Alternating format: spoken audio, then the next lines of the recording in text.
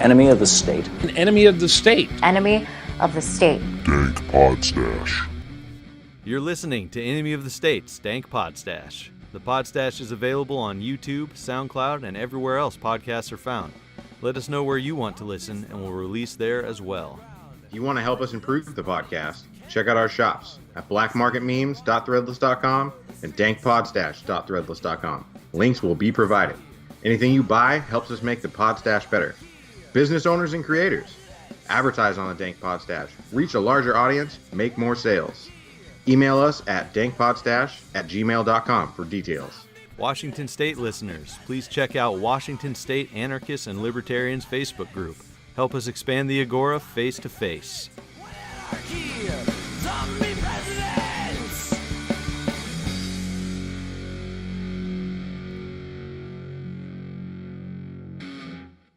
All right, we've made it to episode 16 of Enemy of the State's Dank Podstash. I'm Nick, here as usual, with my co-host David Ballantyne. How's it going, man? It's going great. I'm excited to listen to today's guest, Jack Neison. He's going to lay some information on us. How are you doing, Jack? I'm doing great. How the fuck you guys doing? Doing fucking sweet. Hell Awesome. yeah. Awesome. Sounds good. Yeah, so what are we getting into today, Jack? Well, I think you guys wanted to discuss mutualism. I know you had an ANCAP on your show, I guess 2 weeks ago it was. Yeah. And so, yeah, I guess we were gonna discuss mutualism, what it basically, maybe even just libertarian socialism in general, what all it entails, what all it means, that sort of thing. Mm-hmm. So yeah. Anyway, I guess quick background on me. I'm a complete and utter fucking loser. No, I'm a writer. Basically, what I do mostly is write freelance. Although it looks like I may have to go back into some call center work, unfortunately, in order to make ends meet a little bit better. But currently, I'm a freelance writer. And I also do a lot of creative writing and a lot of political writing, and I'm a musician. I did hip hop in the local Albuquerque scene here for about 10 years or so. I don't really do it anymore, other than just for fun. Oh, cool. But I had. While I had ended up going back to college, and while I was in college, I ended up, through the internet, I guess, getting turned on to a lot of different libertarian ideas.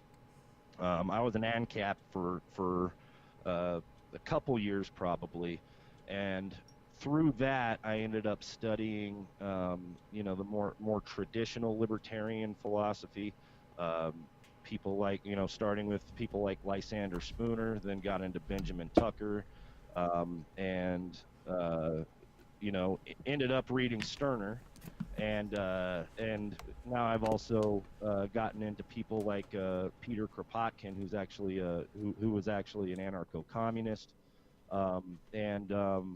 so yeah, I mean, that's kind of my journey here. Ultimately, what ultimately got to me, other than about anarcho-capitalism, other than just kind of wanting to get to the roots of a lot of these ideas, was the basic fact that it's difficult to imagine a society to be free. Difficult to imagine a society to be free when you're expected to spend the vast majority of your waking hours while you're alive taking orders from a boss. When it comes to specific tyranny, when it comes to individual liberty, and when it comes to a specific tyranny, one of the issues that I found with anarcho-capitalism is if we're just going to privatize everything, then you're going to end up having unrestrained rulership of one group of people over another. Now, we'll get deeper into this as I start to explain what mutualism is. All right, so as far as mutualism is concerned, the first thing that I want to make abundantly clear is that I'm coming at this from a sort of absurdist, egoist angle. Okay. And so I'm really not going to make very many, if any, like appeals to morality. I'm going to try and just kind of describe what mutualism is, why it is that way, why I would prefer it to something like anarcho-capitalism, and why I think it's a better route to go than something like anarcho-capitalism for various reasons. But I'm going to do my best not to appeal to any sort of moral code. I'm not going to try and appeal to the non-aggression principle or anything like that, which may already rub some of your fans the wrong way. But it is important to note that there are plenty of libertarian socialists and mutualists who do actually approach it from the framework of like the non-aggression principle. Right. People like Mike Shipley, for instance. And so, and the Libertarian Socialist Caucus of the Libertarian Party, they do actually come at it from that angle. But I'm not going to. At least I'm going to try my best not to here. All right. So basically, mutualism is free market socialism. Sure. All right. What that means is workers own and control the means of production. They own and control what they produce, and then they can then take what they've produced and exchange it on a free market. Okay. Now, the reason that worker ownership and control and self-management is important is because it actually liberates workers from, spending their every waking moment taking orders from a boss. Now, how you organize this is generally going to be through direct democracy. All right.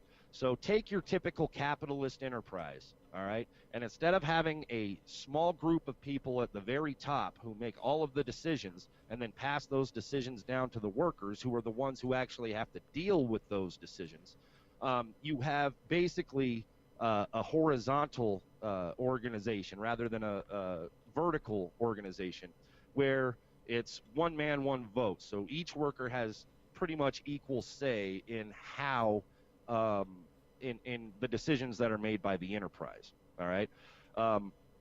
So this is one of the first principles of anarchism here, is that we don't want a situation in which one person or a small group of people is telling a larger group of people what to do, because that's rulership. Right.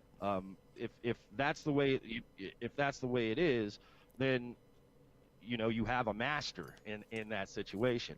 And so while I agree with ANCAPs when it comes to like the state, that this is an illegitimate hierarchy that needs to be uprooted and abolished, and replaced with something that isn't a monopoly on power. I agree with ANCAPs in that regard, but I would take it a step further, and I would say that the workplace needs to do the same thing with the workplace.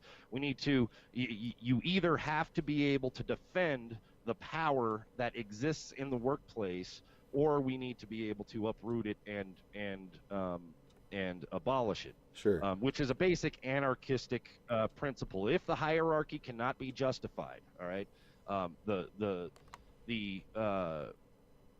burden of proof is on that hierarchy to prove that it is justifiable. If it cannot be justified, then it needs to be uprooted and replaced with something with something that works better.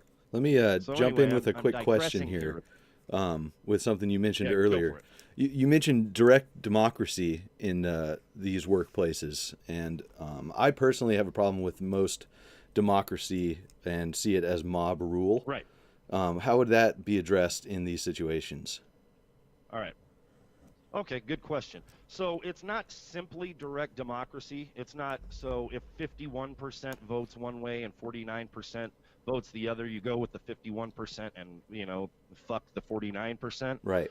It's direct consensus democracy, okay? So it would need to be essentially an overwhelming majority when you make these decisions. Now, this also means that there needs to be a lot of dialogue. There needs to be a lot of debate on a lot of these decisions. But what you'll generally find is that, certain things like, how much does this guy, how much does this guy deserve to get paid versus how much does this guy deserve to get paid? Mm-hmm. Most people are reasonable enough, I believe, to understand that, okay, well, that's a difficult job. He may even be risking his life at certain times when he does that job. We should probably pay him a little bit more. It comes down to, and this is aside from mutualism, but there's a libertarian socialist philosophy called Pericon, which is participatory economics.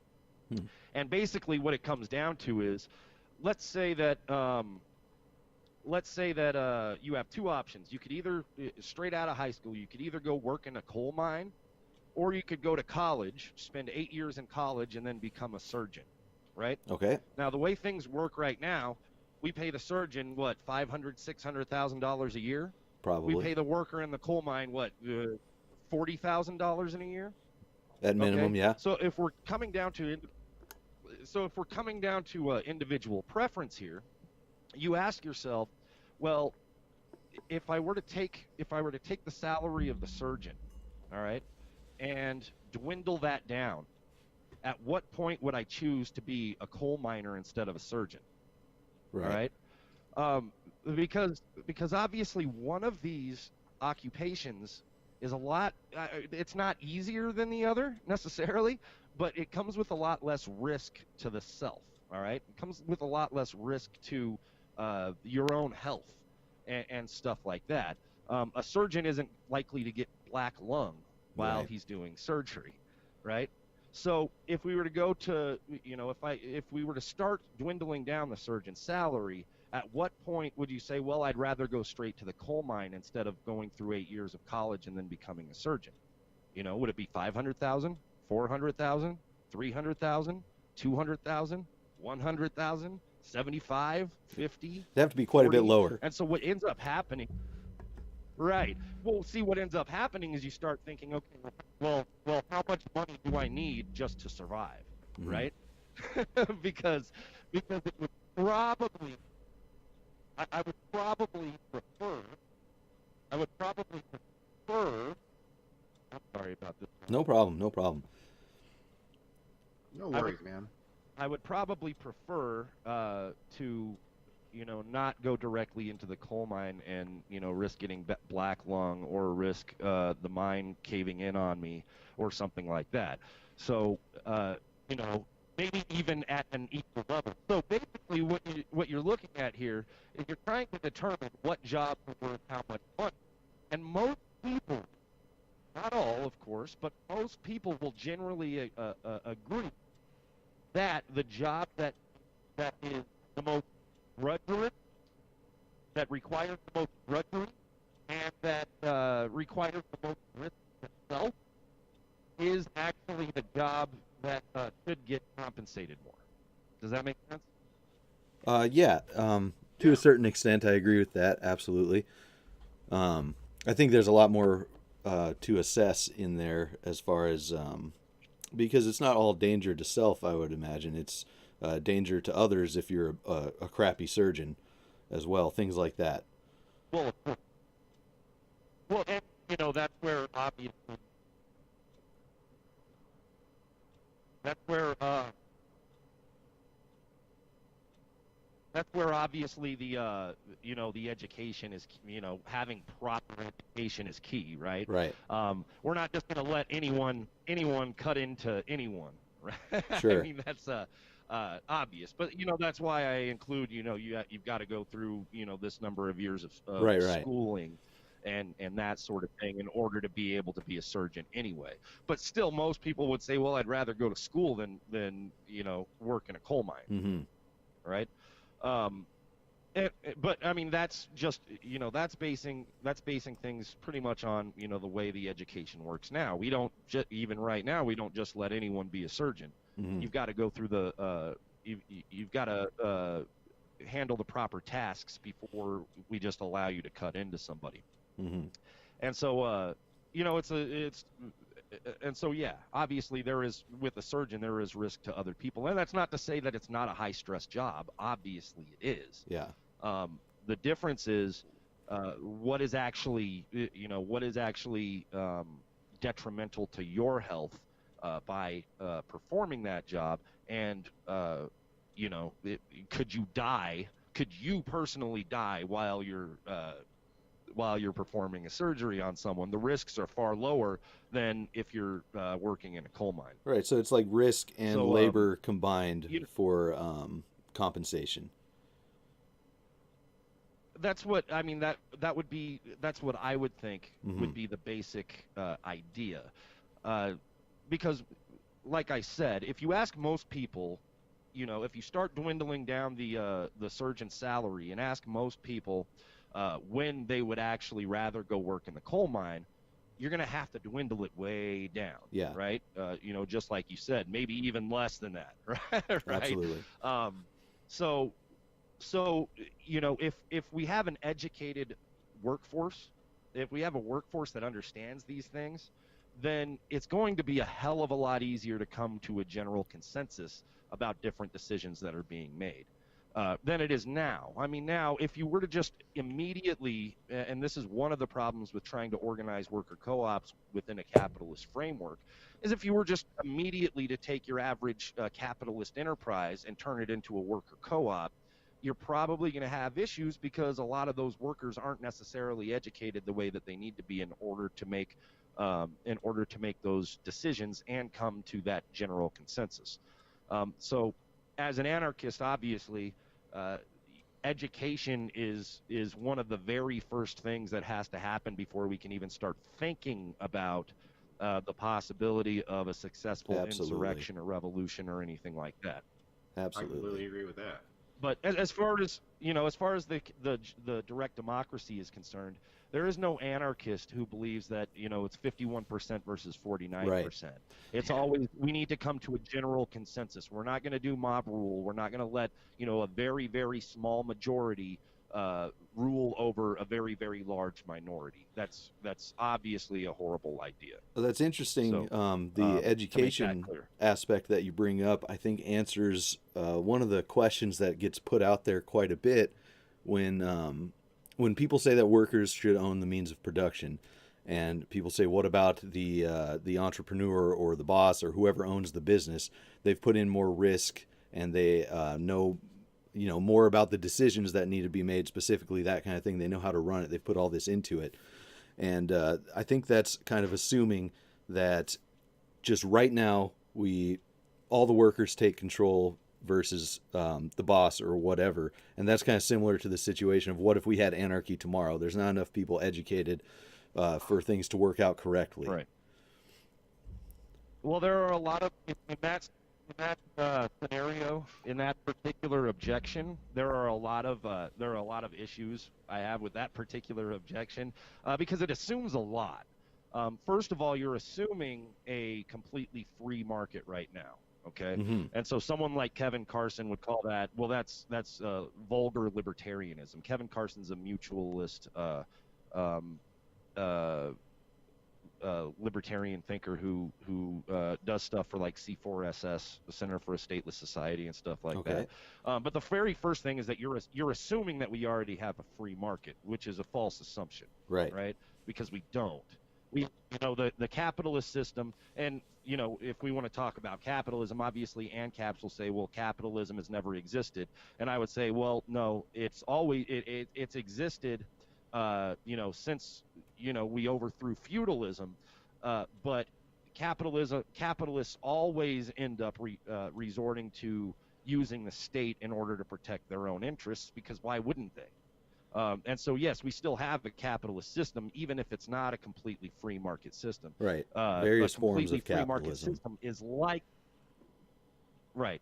Well, and so a completely free market system Benjamin Tucker would argue, is going to turn into a socialist system eventually, because you're going to end up allowing labor to compete with capital. And that's what capitalists don't want. Capitalists don't want labor to compete with capital. They want labor to compete with labor, and they want capital to compete with capital, but they want these two to be completely separated from one another. And that's where the state comes in. That's where the state comes in and crushes labor movements so that labor can't actually negotiate properly for wages and stuff like that in order to get more power for themselves. That's very true. So that's the first assumption that makes. The second one, which is part of that, is it doesn't acknowledge the fact that so much capital investment, the capital that comes, that is used, that is necessary for that capital investment, was inherited. It wasn't. It's not always, it's. And I would say at this point, it's generally not that someone, started out working for a wage, saved up a whole bunch of money, started a business, and now all of a sudden they're fucking Bill Gates. That's usually not the way that it works in most cases. Now, there are a few of those rags to riches stories, but if you're focusing strictly on them, because they're such a small percentage of what actually happens in our society, that's what we call survivorship bias. It's like saying, oh, look, this one individual black kid who grew up in the ghetto, who grew up in Flint, Michigan. You're saying basically, you're saying basically that this one individual black kid who grew up in Flint, Michigan and had zero opportunity while he was growing up, somehow got through all of that and became a success. Because that one person exists, that means that we live in a meritocracy, and that means that the way that wealth is distributed at this point, and the way that that capitalism works at this point is completely justified. But because it's so rare for those situations to happen, they do happen. But because it's so rare that they do, to focus strictly on those as a justification for the way shit works right now it doesn't make any sense. Sure. You know what I mean? Now, you guys are agorists, so Konkin's class theory would basically say that, okay, you have the statist capitalists, you have the regular capitalists, you have the entrepreneurs, right? Yeah. And so, statist capitalists bad, right? Because they're using the state in order to help not only just to protect them, but also to help them to actually gain monopolies in certain areas. And Konkin would say, non-statist capitalist neutral. I mean, this is someone who basically just invests capital but doesn't necessarily use the state to their advantage. And then entrepreneur good. This is someone who actually works their asses off in order and innovates in order to gain their own wealth. Now, I don't completely agree with all of that, but I think that it is a decent way to look at, as far, at least what we leftists would call the bourgeoisie. It's at least a better way to look at it than to just say, oh, well, they're wealthy capitalists strictly because of hard work and dedication and sacrifice. Now, another thing that I would go to here, or that I would let's see, I lost my train of thought. Another thing that I would say, in regards to risk, okay, there are certain things there are certain, if we're talking just strictly an entrepreneur, all right, an entrepreneur is the one who's taking a risk. A capitalist and a statist capitalist aren't necessarily, depending upon where they actually got their capital. If they were just born into a wealthy family and they have all of this capital to invest anyway, then they have very little risk, because even if the business goes under, they're sitting pretty while their workers are unemployed. And their workers probably don't have the means in order to survive without immediately finding another job. So there's actually more risk held by the workers in that regards simply because they need to figure out where the fuck they're going to get their next paycheck if they get laid off. Whereas someone who was born into a wealthy family and had all this capital to invest from the very beginning is still sitting pretty. They're about to be homeless because the business went under. Right. All right. And So, that happens there's more a at the risk upper levels, right, than the small businesses and things like that. Right. So if we're talking about someone who did actually, just work their ass off and save up money in order to start up a business, Mm-hmm. if we're talking strictly the entrepreneur who worked his ass off in order to get where he is, then then obviously maybe he took out a mortgage on his home. No problem. Then maybe if we're talking strictly about the entrepreneur, then maybe this is someone who took out a mortgage on their home, or they invested their life savings into this business, and so if this business fails, then maybe then they could be in a horrible situation. Right. So I understand that. I understand that completely. Here's the thing: capitalism is bad for that guy too. Capitalism is horrible for that guy. And there are actually capitalists. There's this guy, American Johnson. He runs a YouTube channel called Non-Compete, and he has a video where he talks about how he used to be he was a capitalist and he was a serial entrepreneur, right? So he started when he was 19 trying to go into business for himself. And he ends up coming to the conclusion that if I had it all to do over again, I would have converted my business into a worker co-op, because that would have spread both the power and the responsibility. It would have put me in check so that I'm not making bad decisions that affect all of us, and it would also have given more responsibility to the people who are working for me at the same time. Therefore, I'm not the only one that's holding on to this risk. Therefore, everyone is invested in whether or not this enterprise succeeds or fails. And so when it comes to, just from an economic standpoint, people will tell you that, capitalism works because, it's in someone's own self-interest for the business to succeed. Well, not when you're a worker. Right. I mean, what if the business fails, and I'm not invested in it the way that I would be invested in a worker co-op, then what do I even care? I mean, if I'm just there to earn a wage, I could slack off all I want and just, slack off to the point of not getting fired, and I still earn my wage. But if I'm in a worker co-op where I'm invested in the success of this enterprise, then I'm probably going to work a hell of a lot harder and more efficiently in order to make sure that this enterprise is a success. Absolutely. So what we're doing is we're not strictly distributing power equally. We're also distributing responsibility equally. And so that's why when people talk about socialists are just lazy and want free stuff, it's like, dude, come on now. That's not what it is. I mean, socialists, any sort of socialist, is asking for more responsibility, not less. Now, with that more responsibility comes more benefits, right? If you actually own the means of production and you actually own what you produce, then you have something solid that you don't have when you're just working for a wage. But that also means that you have to be more responsible about the decisions that you're making, how hard you're working, that sort of thing, than you would if you were just working for a wage. And so that's why the whole, socialists are, and I think a lot of people are and completely unaware of non-state socialism as well. That's very true. Right. I mean, in the United States, a lot of people think socialism is just when the government does stuff. Right. And even with people like Bernie Sanders and Alexandria Ocasio-Cortez, these are basically social democrats. They're not even really statist socialists. Right. Right. And even hardcore Marxist-Leninists will tell you, they're not socialists. Right. You know what I mean? People don't take the time to look and see, the differences there. They just call everybody on that side, you're a commie. Right.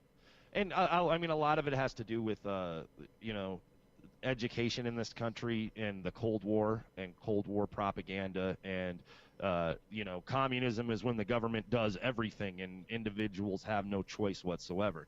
I was like, well, no. I mean, if communism were to be realized, it would be classless, moneyless, and stateless, right? So yeah, it's just a misunderstanding, I think, of the entire theory. And socialism is extremely broad anyway. You have anarchism, you have the many different strains of anarchism, and then you have Marxist-Leninists, you have Maoists, you have libertarian Marxists, you have, the left is extremely diverse in thought. And unfortunately, in the United States, most of us didn't get educated on these ideas for very specific reasons. Because actually being educated on a lot of these ideas would be dangerous, both to the state and to the way the economy is structured right now. Sure. But if we get back to mutualism kind of in practice here, I think we've trailed off a little bit. Yeah, absolutely. Jump so on back in. No, I'm asking questions. But yeah, no, for sure. Interesting. No, for sure. And any other questions that you have, feel free. When it comes to property norms, let's talk about property norms here for a second. So anarcho-capitalists, for instance, are absolutists when it comes to private property, okay? Now, on the left, we view private property not just as anything. We view private property specifically as that property that is used to earn a profit, all right? So it's that property that you use to employ workers, and then you abstract the surplus value from their labor, and that surplus value is a profit. That is specifically what private property is. And if you ask people on the left, they'll tell you, well, private property can't exist without state protections, because what will eventually happen is workers will vastly outnumber the capitalists. So all they got to do is take control of the workplace, and boom, you've got socialism. The state needs to exist in order for this private property to exist, because revolution would be simple if we did not have a state protecting private property. Now, on the left, we make a distinction between private property and personal property. So private property is that you use in order to, it's capitalist property. It's that you use in order to make a profit. So this could be rent on land.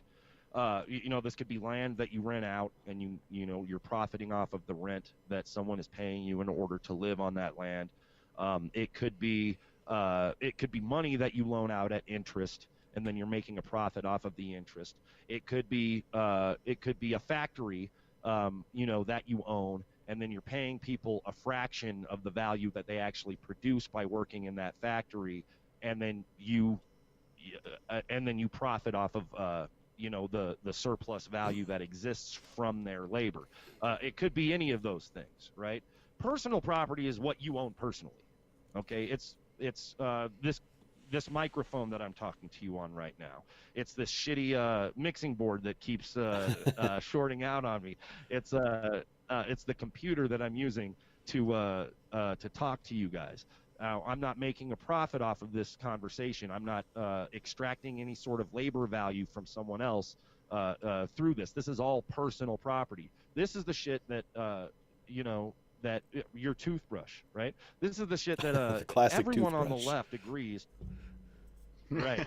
Everyone on the left agrees that, yeah, that belongs to you. Your car. You know what I mean? Everyone on the left agrees that yeah, that belongs to you. I don't want someone just going around. The egoist in me would say, well, fuck it anyway. If I want your car, I'm going to take your car. You'll just have to stop me. But but everyone on the left agrees that, yeah, that's yours. All right. People shouldn't be going around stealing your personal property. So where's the distinction made there? Say if you use that car yourself with no employees to make money for yourself, that's acceptable. If you have no employees, then you're not exploiting anyone else's labor. Okay. Yeah. Okay. So an Uber driver uses their own. I mean, here's the fucked up part about as I said, I'm a freelance writer. And so, here's the fucked up part about, the gig economy, things like Uber and stuff like that. You're actually providing your own means of production and still getting your labor exploited. Right. The capitalists aren't even providing you with the means of production anymore. Now they expect you to provide that, and then they still take the surplus value of your labor and keep it because they invented an app. Right. Right. So, I mean, Uber might be great if you want to work on your own time, but it's highly exploitative, and they can get, these huge corporations can get away with pretty much whatever they want. In this regard, they don't have to provide you benefits. They don't even have to provide you with the car to drive around in, right? You have to provide all of that shit. And so that's why there's kind of an issue there when it comes to the gig economy. Obviously, as a freelance writer, I provide my own computer, so I'm providing the means of production, yet I'm still making a profit for someone else whenever I write an article or something that I'm paid to write. So yeah, I mean, if obviously from the agorist perspective, Konkin seemed to believe that, if I'm understanding him correctly, he seemed to believe that that eventually technology is going to come to the point where every individual can own their own means of production, and at that point basically everyone owns their own labor, right? They're not having to rent out their labor to anyone else. Everyone owns their own labor. So you've basically abolished class distinctions at that point. And I'm fine with that. I don't know if we're necessarily going to get to that point, just because of the way that the system is set up right now, because we have companies like Uber, and companies like Uber and Airbnb that actually still take a cut off of your labor, even though you're providing your own means of production. What we need to do is we need to take maybe even counter economic tactics in order to cut off the profits of these huge corporations, so that That's what I was thinking. So that we're keeping it for ourselves, right? Yeah. So yeah, I mean, I would say agorists and mutualists probably agree when it comes to that right there. That I mean, I have no problem with every individual owning their own means of production themselves and receiving the full product of their labor. I think it was Nick, you told me that you had read that Benjamin Tucker article. Yes. Well, one of the principles that he's working on here, is, comes straight from Proudhon. It's it's a socialist principle. It's labor should be put in the hands of its own. Labor should be owned by the laborer. That means the product of the labor should be owned it belongs to the laborer. Whereas under capitalism, you rent your labor power out to someone else for a fraction of what that labor power is actually worth. And that person ends up making a profit off of your labor. Right. So, I mean, let's say you're making $15 an hour. If all you produced for the company was $15 an hour, then you wouldn't have a job. The company would go under. Right. The company couldn't survive if that was all you actually produced for the company. So what a worker co-op does is it says, okay, so we're going to, first of all, we're going to eliminate the profit motive. Any sort of surplus value that comes out of the labor of the people within the co-op, the workers within the co-op, any sort of surplus value just gets invested back into the co-op instead of going into the pockets of the owner, an individual owner or a CEO who makes billions of dollars even when he runs his company into the dirt. You know what I mean? Yeah. And so you can agree, and so you agree on payment based upon what job are you doing, this sort of thing. Now we can get into different issues regarding socialist theory as far as that's concerned, because if you have certain people who are always doing one job and certain people who are always doing another job, then you may have a class system rise out of that. But That is the basic premise. That is that real quick, let me is jump that the in. Workers, That answered a question I had about how businesses would pay for anything outside of just labor costs, like improvements, maintenance, maybe even expansion if they needed to. If you're investing whatever profits you get back into the business.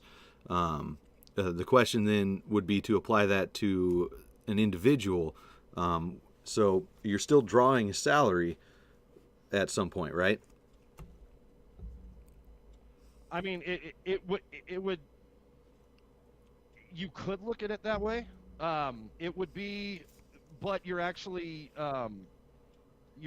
basing what that payment, what you're getting paid based upon what you're actually producing. Right.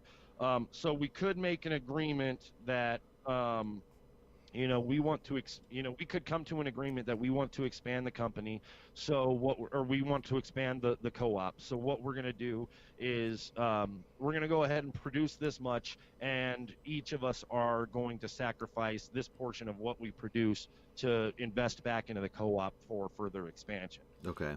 But these are all decisions that are made by the workers themselves. They're not made by a small group of people at the top. Yeah.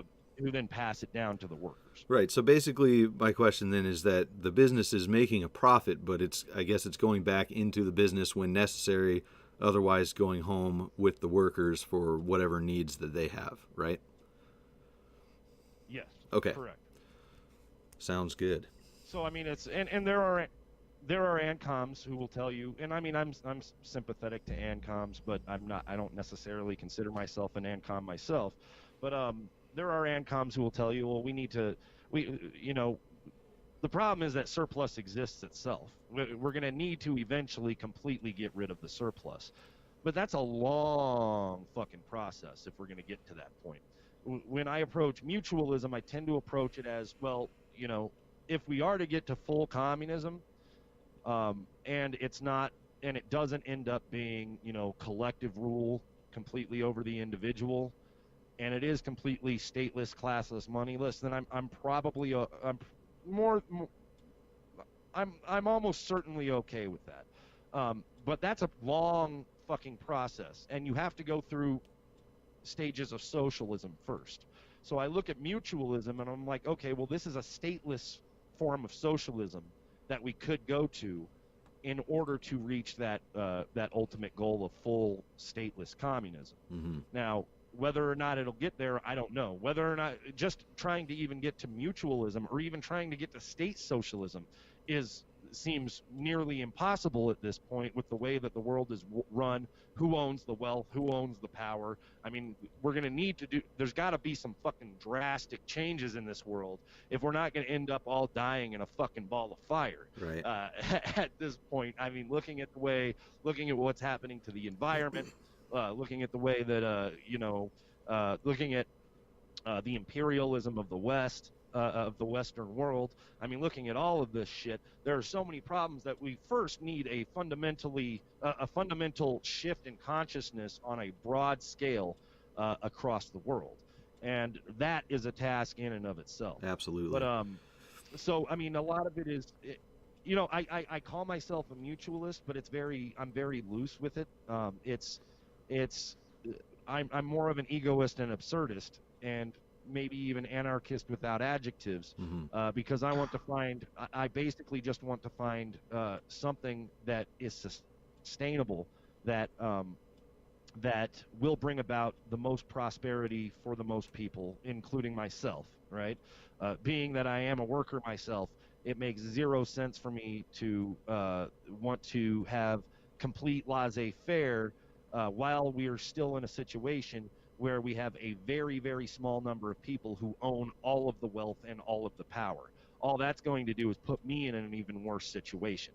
All right, so as a socialist, I approach socialism from, well, I want socialism because this is going to be better for me and for those that I care about.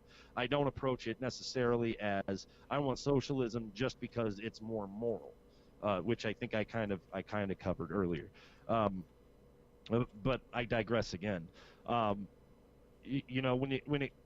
As far as workers' co-ops are concerned, getting them started up.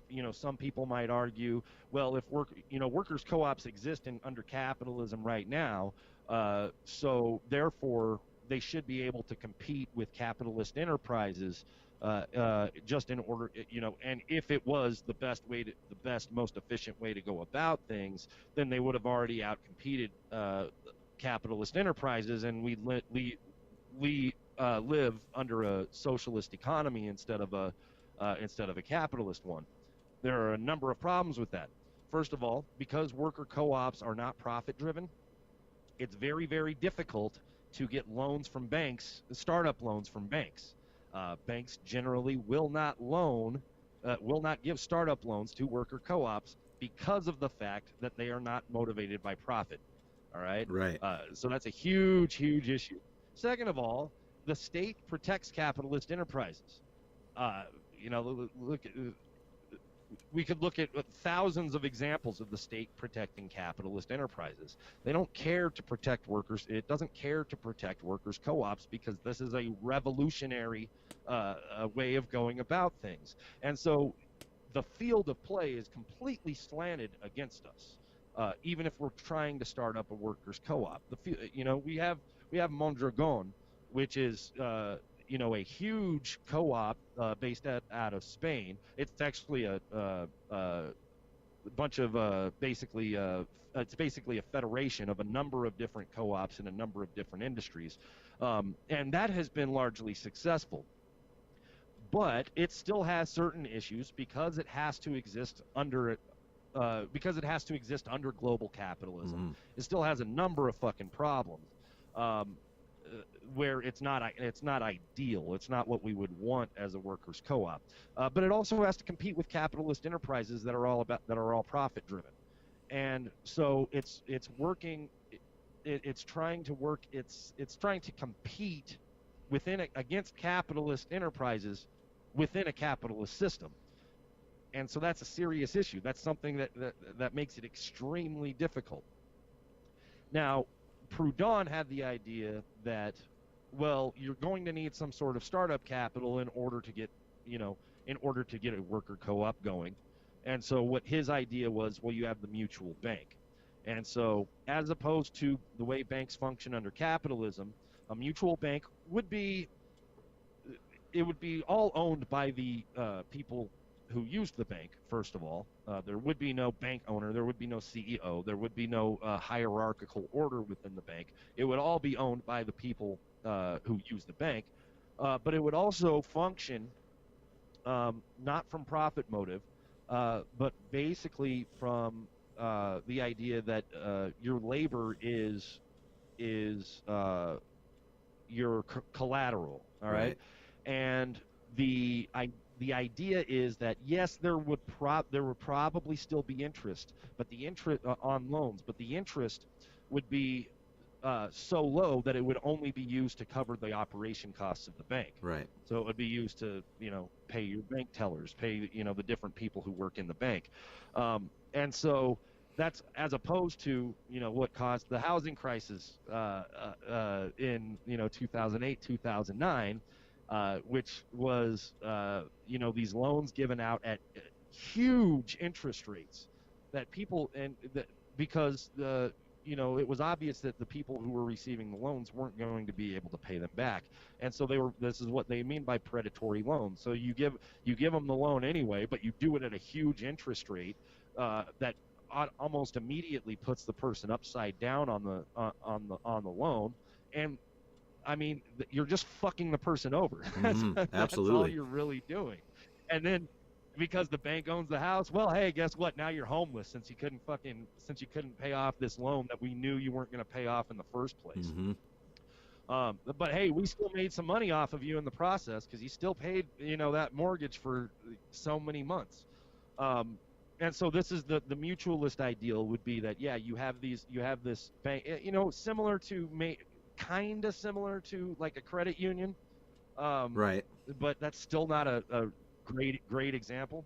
But these are banks that are mutually owned by the people who use them, and they offer loans for, say, starting up a co-op. But the you're mostly just paying back the principal. There may be a small, maybe 0.1% interest that you have to pay back on the loan, but that's basically for labor costs for the bank, operating costs for the bank, and that sort of thing.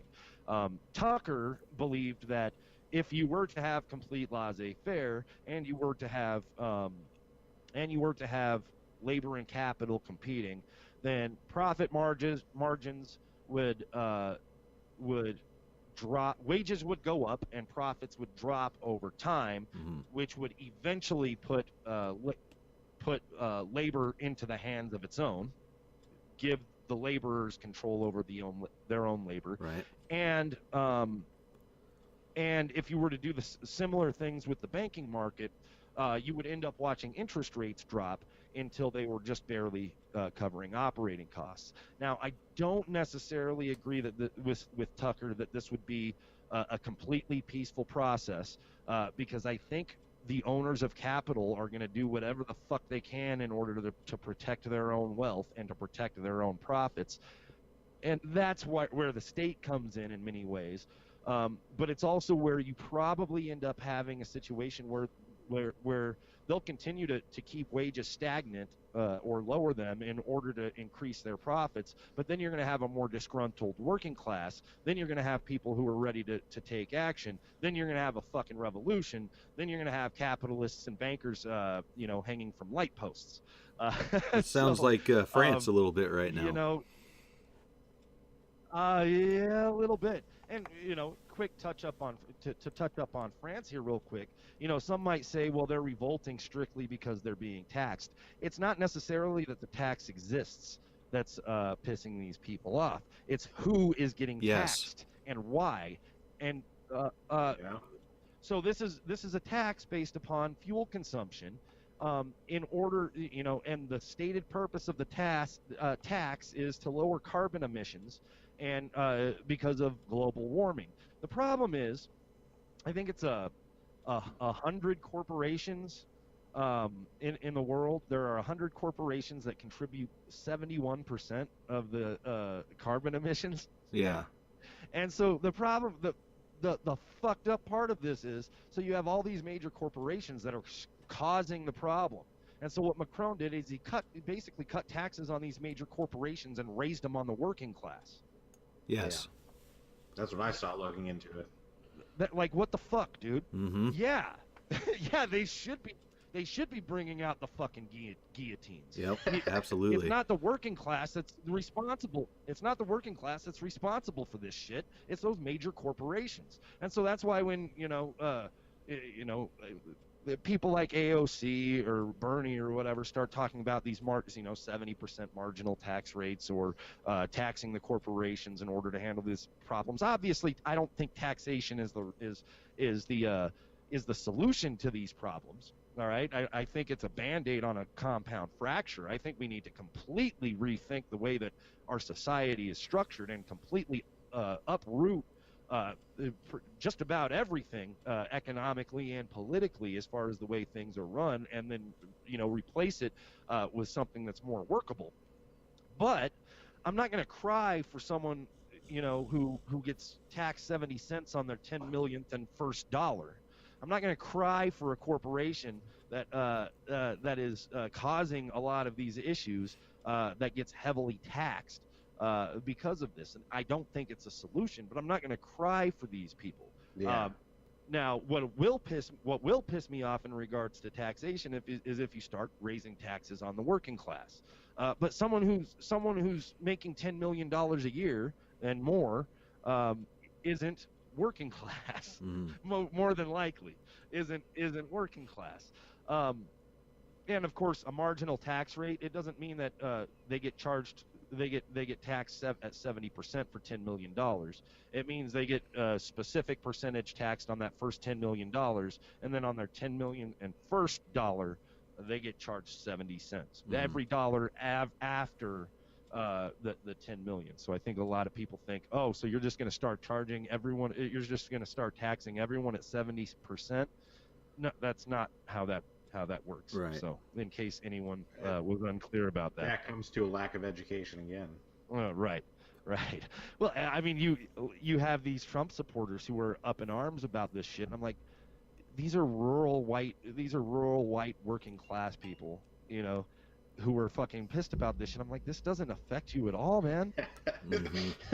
Like, it doesn't affect, and it probably will end up helping you in the long run if you think about it. But yeah, it doesn't have any negative effect on you at all.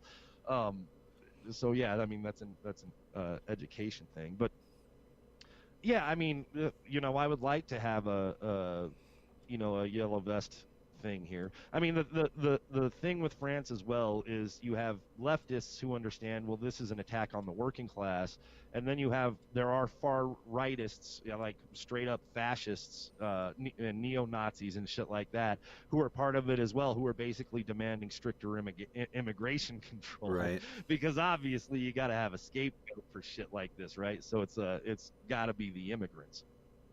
But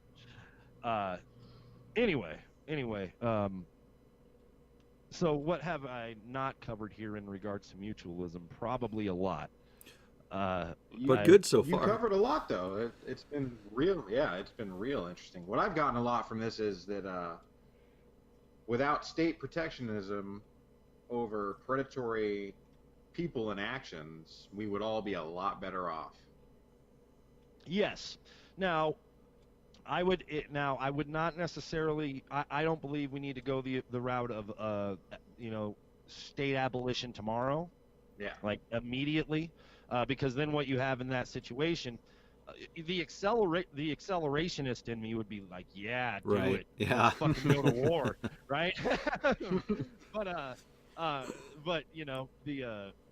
the empath in me is like, well, yeah, you do. I mean, we're about to see food stamps get cut here because of the government shutdown, which is fucked up because these fucking politicians are still getting their paychecks. I think they got the message on that.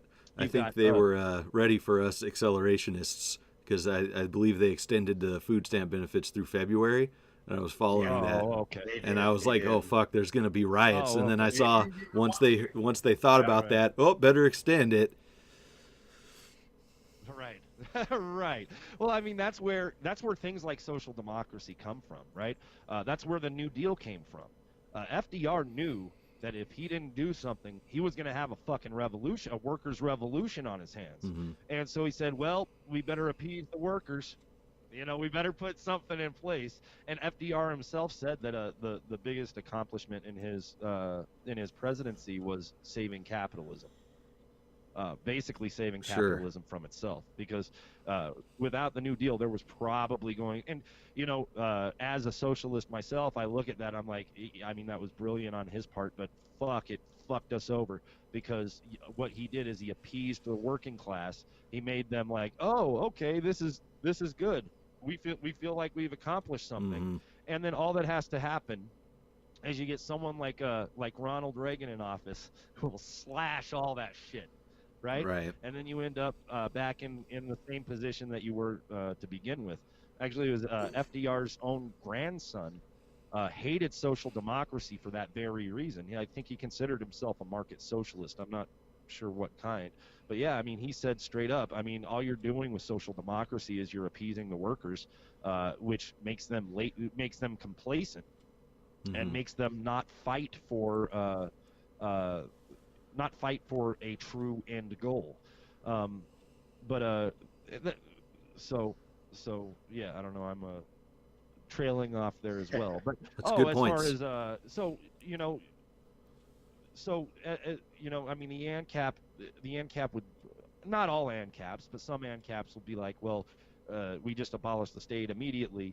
If bad things happen, well, bad things happen. But you're still keeping the entire structures, the oppressive structures of capitalism in place. You think the Waltons aren't going to use their resources to build up a fucking military, which will essentially work as a state anyway?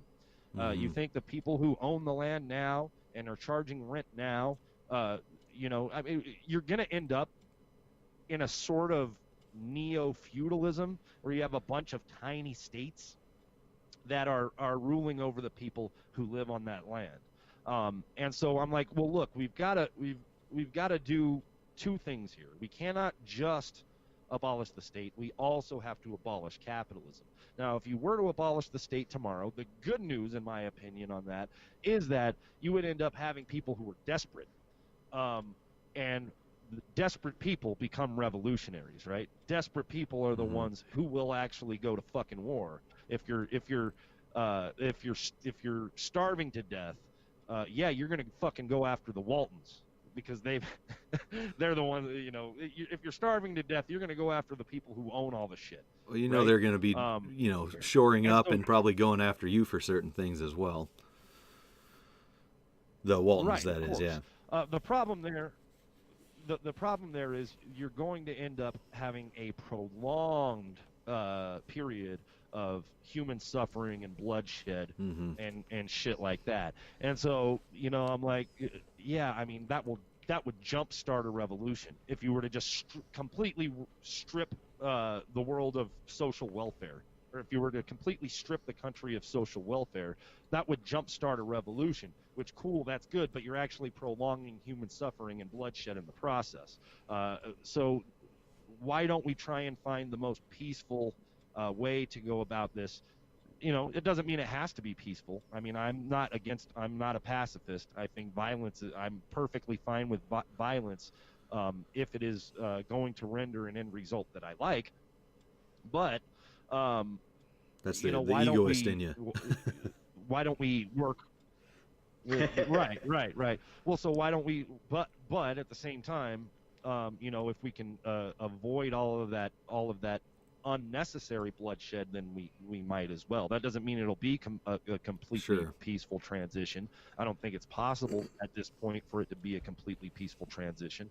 And so we need to go after not just the state, but we need to go after capitalism as well. We need to be working to abolish both of these things simultaneously. Now, how do we go about that? Well, direct action is one of the main anarchist ways of going about that, which counter economics would be a form of direct action.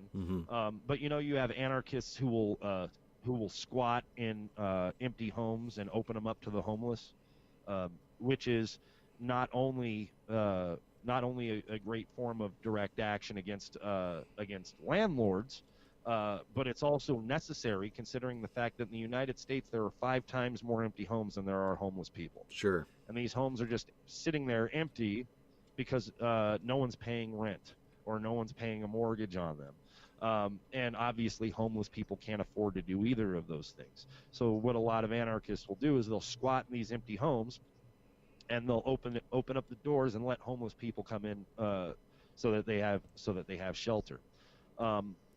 There's an issue with owning land outside of occupation and use here. There's a serious issue with land and housing ownership outside of occupation and use, in that you end up having, you know, people completely excluded from any sort of shelter. You end up having serious homeless problems.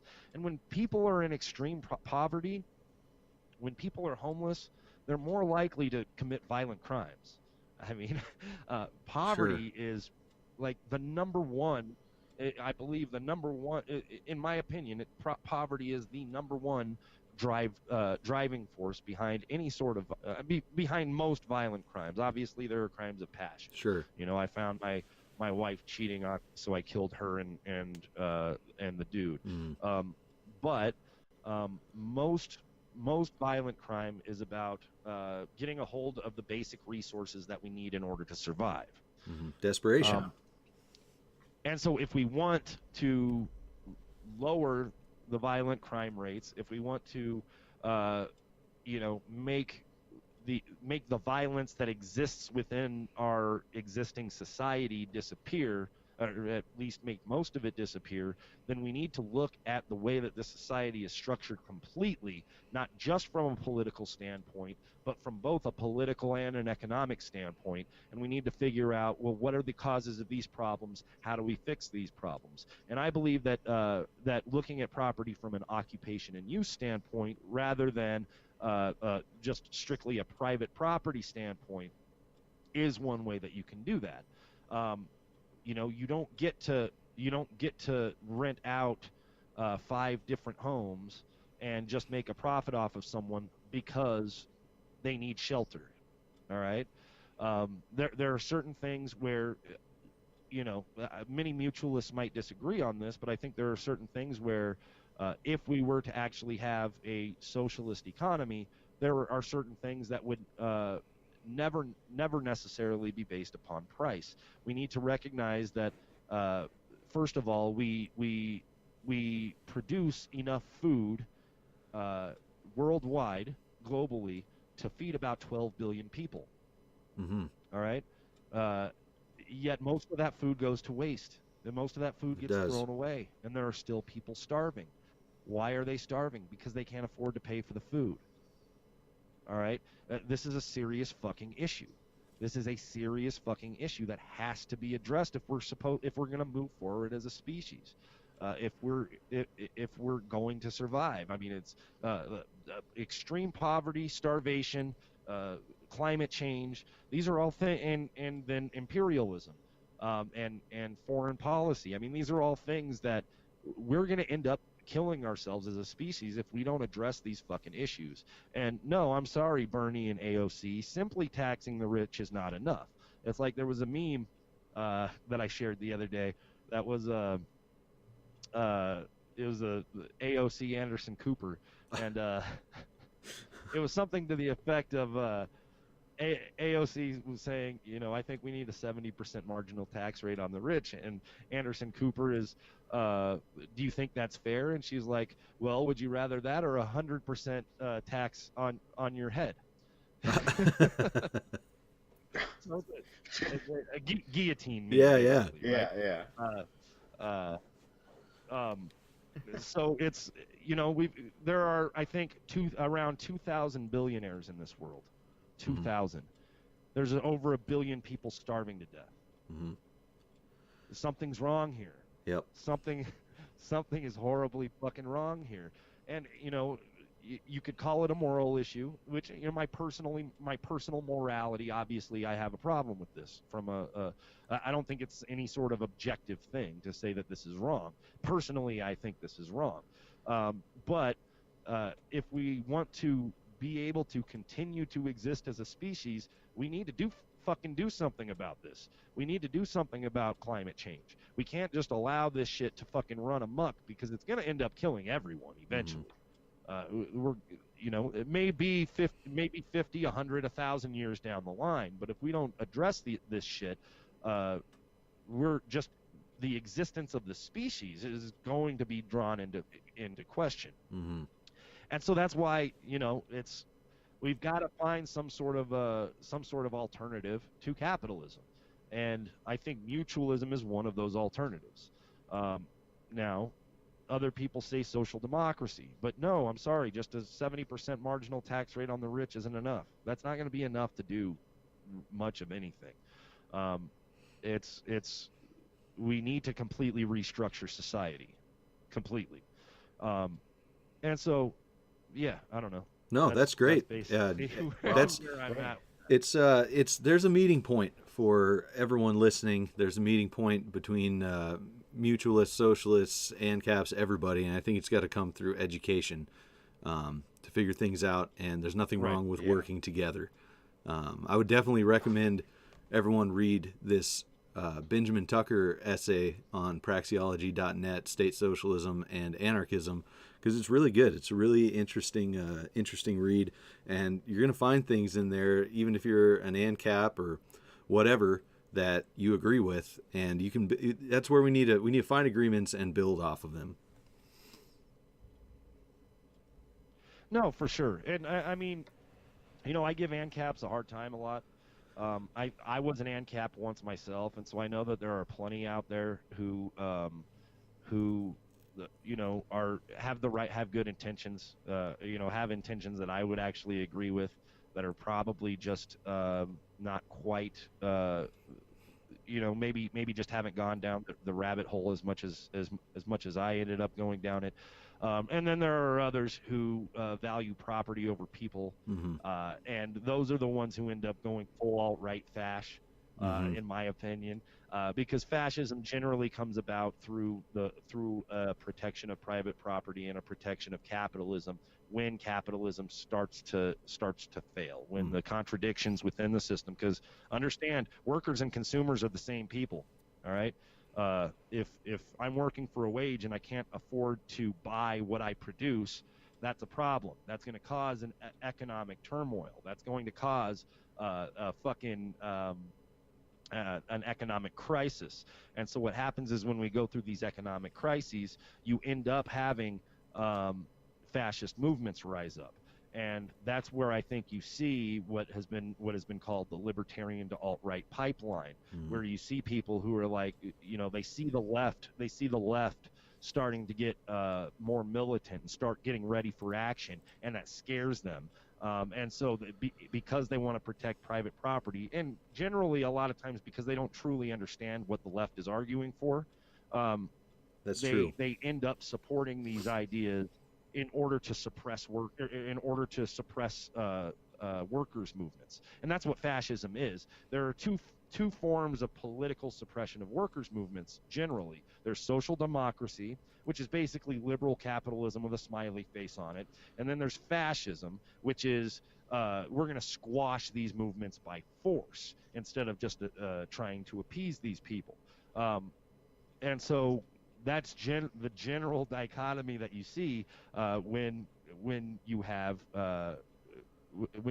these economic crises. Even during the Great Depression, there was a movement that was funded by big business, by major capital, to start a military coup against FDR, basically to implement fascism in the United States. Thankfully, that coup was stopped. Major General Smedley Butler was a big part of exposing that attempted coup and helping to stop that coup from happening.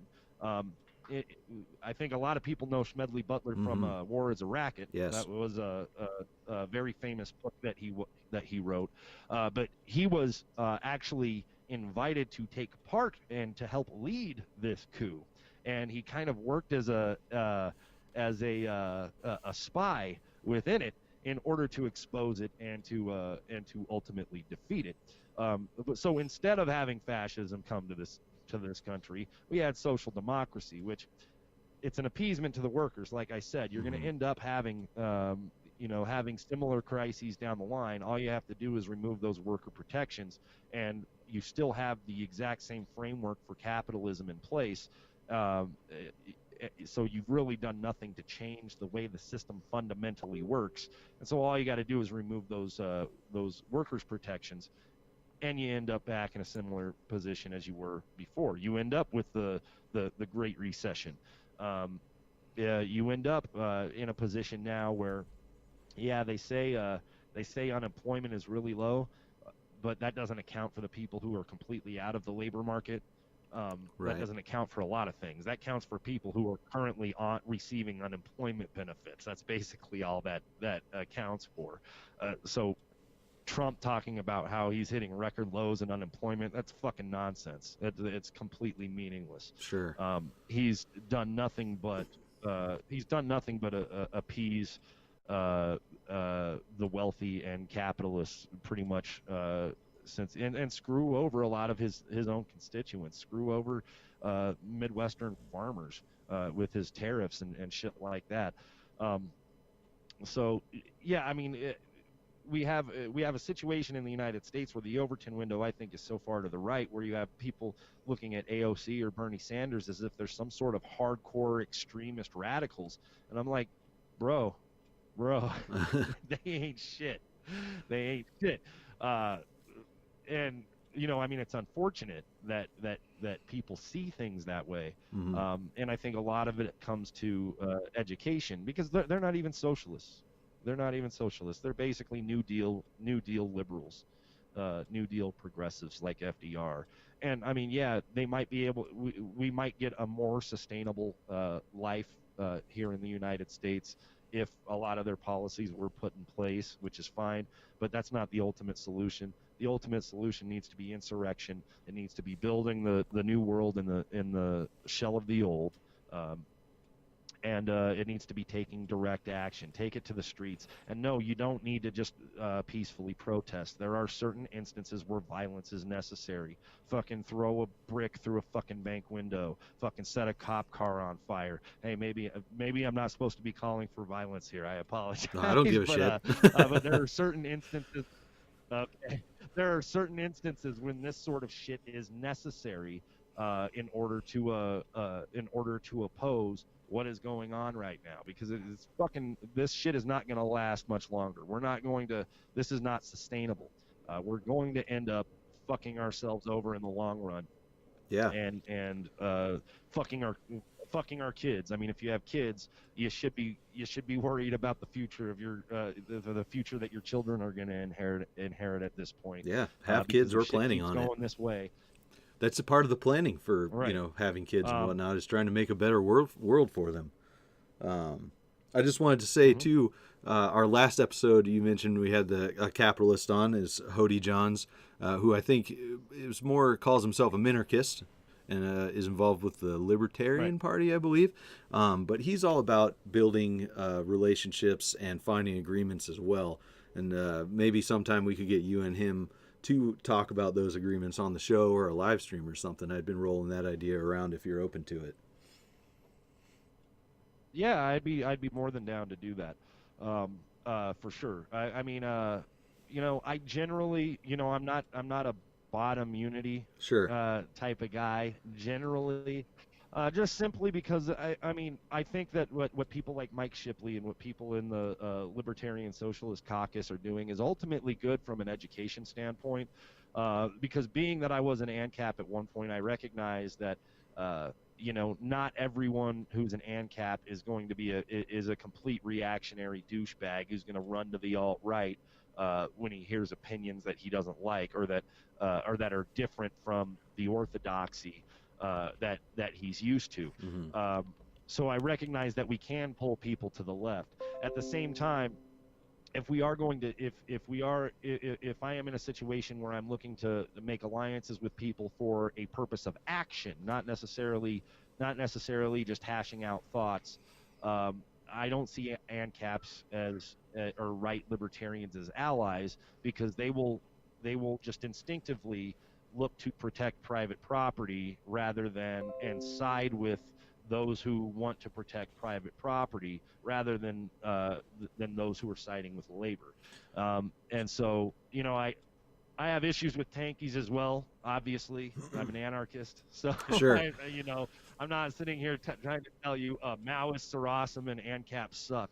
But what I'm saying is, if I'm going to approach bottom unity, I want it to be from a standpoint of, okay, let me see if I can persuade this person to move to the left, rather than I'm just going to work with this person because they hate the state too. Right. No, I'm approaching it from a get the education, get the information out there kind of standpoint, because we are building a platform to do that, and I think both of you are very well versed in a lot of different good ideas, and so I think it'd be just a great show to get more education out there. And that I think you definitely brought that today as well. And definitely, we got to wrap it up here. We're a little over an hour, but that was awesome. No, awesome, man. I appreciate you guys having me. I don't know if I covered everything that I really wanted to cover, but sometimes I just start talking and don't stop. So we'll do it again sometime. Really interesting, man. No, for sure. I appreciate it. Thank you guys for having me on. Hey, thank you very much. Where can people find you if they want to get a hold of you? So I have a blog currently. It's wordpress.com/Jack Neison. And I can spell that out for you. Sure. Real quick. Hold on. Let me bring it up and make sure I'm giving you the exact correct address. Absolutely. Definitely got to check out Jack's work. No problem. I've been enjoying reading his Facebook blurbs. Yeah, it's good stuff. Oh, well, I appreciate that. Oh, I'm sorry. It's jackneison.wordpress.com. that's the way that WordPress works. So it's JACKNEISON. JackNeison.wordpress.com is where you can find my blog. And just Facebook. I don't have an actual Facebook page up right now, but I am actually about to start a podcast with my friend Jason Miranda, basically talking about egoism, existentialism, absurdism, and also getting into more political economy type things as well. We don't know what we're going to call it yet. We haven't started the podcast yet, so I can't give you any of that information at this point. But I'll share it with you guys. Whenever I get started on that. Absolutely, we'll share the hell out of it. Yeah. That sounds great. Cool. No, I appreciate it, guys, for sure. I appreciate you having me on. And hey, for the most part, I consider agorists to be my comrades, at least those who understand Konkin, and I think both of you guys do. Not just rather than just an ANCAP who thinks he's an agorist because he sells weed. Sure. Absolutely. I think if you understand Konkin's means and ends, then I think there's a lot of common ground that libertarian socialists have with agorists, and Konkin himself called agorism the movement of the libertarian left. So yep. There you go. Awesome. Well, thank you very much for coming on, man. I can't wait to have you on again. Yeah, very informative, very awesome, and we will do it again. Awesome. All right, y'all. We'll see you next time.